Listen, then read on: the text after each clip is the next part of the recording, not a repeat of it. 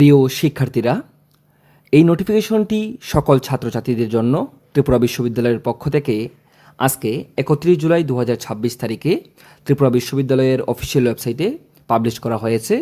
যারা কলেজে ফাইনাল ইয়ারে আপনারা রয়েছেন, ফাইনাল সেমিস্টারের পরীক্ষা দিয়েছেন, বা যারা কলেজে নতুন ভর্তি হয়েছেন, বা যারা কলেজে পড়াশোনা করছেন, সবার জন্য অত্যন্ত গুরুত্বপূর্ণ নোটিফিকেশনটি।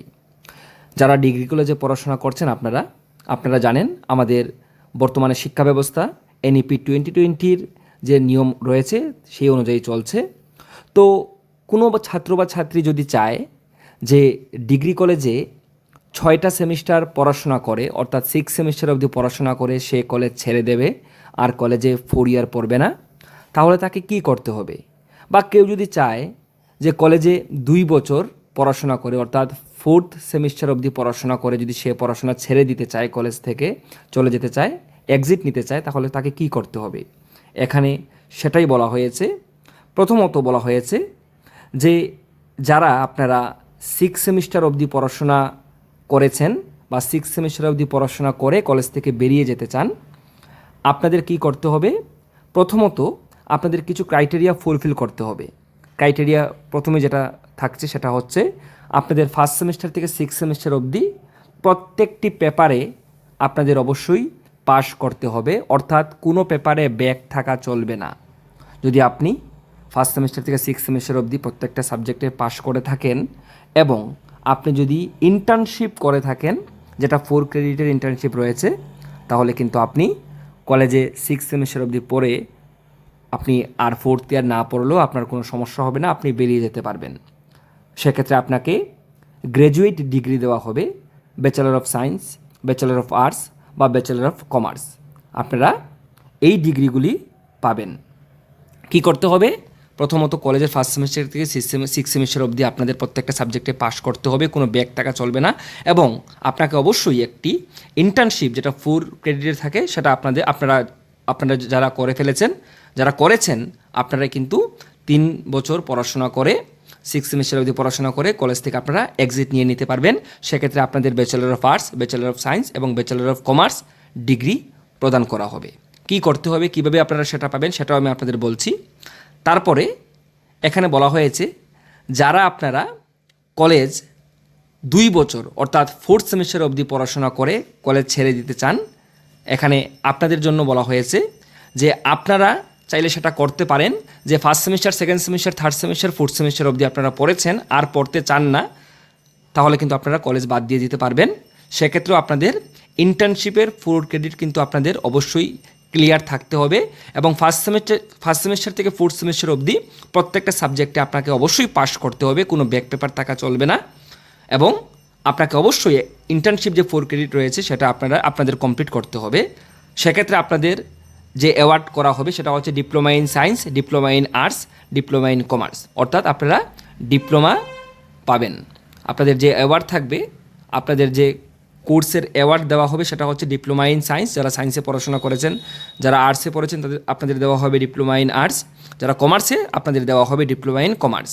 দেখবেন এখানে যেমন প্রথমটাতে এখানে বলা হয়েছে 122 ক্রেডিট আপনাদের অবশ্যই রিকোয়ারমেন্ট রয়েছে, এবং সেকেন্ডটাতে বলা হয়েছে 80 ক্রেডিট।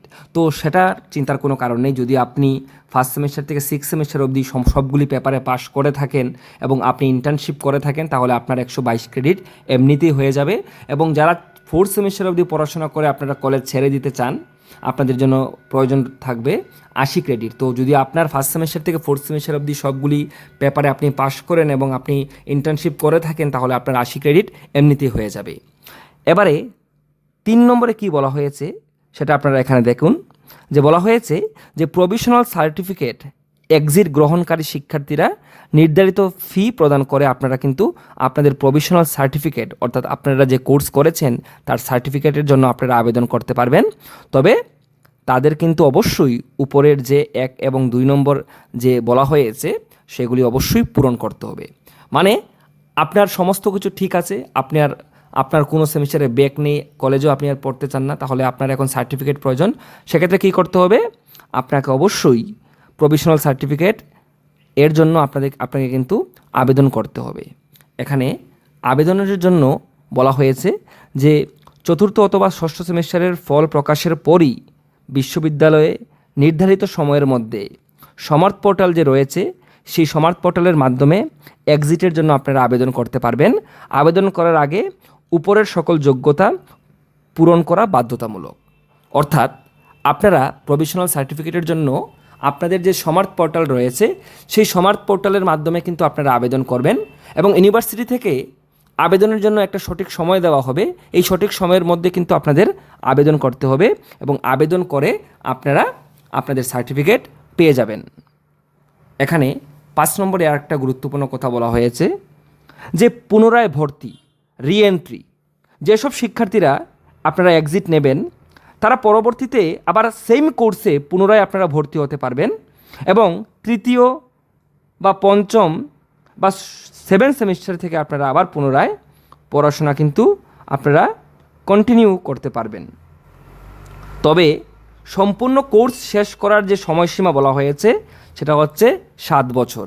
সম্পূর্ণ কোর্স শেষ করার সময়সীমা 7 বছর। এবার আপনি যদি মনে করুন যে আপনি 4 সেমিস্টার অবধি পরে আর পড়বেন না, তাহলে কিন্তু আপনার কোনো সমস্যা নেই।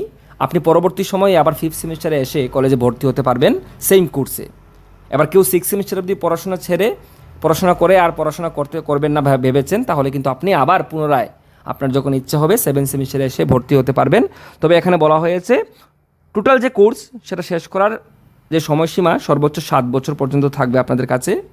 তো ত্রিপুরা বিশ্ববিদ্যালয়ের পক্ষ থেকে এই গুরুত্বপূর্ণ নোটিফিকেশন দেওয়া হয়েছে আপনাদের জন্য, যারা ডিগ্রি কলেজে আপনারা 6 সেমিস্টারে পরীক্ষা দিয়েছেন বা যারা কলেজে ভর্তি হয়েছেন বা পড়াশোনা করছেন অন্যান্য সেমিস্টারে, আপনাদের জন্য। আশা রাখি বোঝা গেল। যদি আপনাদের কোনো কোয়েরিজ থাকে এই বিষয়ে আপনারা অবশ্যই কমেন্টসে লিখতে পারেন। তাছাড়া যে ইনস্টাগ্রাম আইডি রয়েছে আমার, প্রাণজিৎ বৈদ্য, সেখানে আপনারা আমাকে মেসেজ করতে পারেন। সবাই ভালো থাকবেন, সুস্থ থাকবেন। সবাইকে অসংখ্য ধন্যবাদ।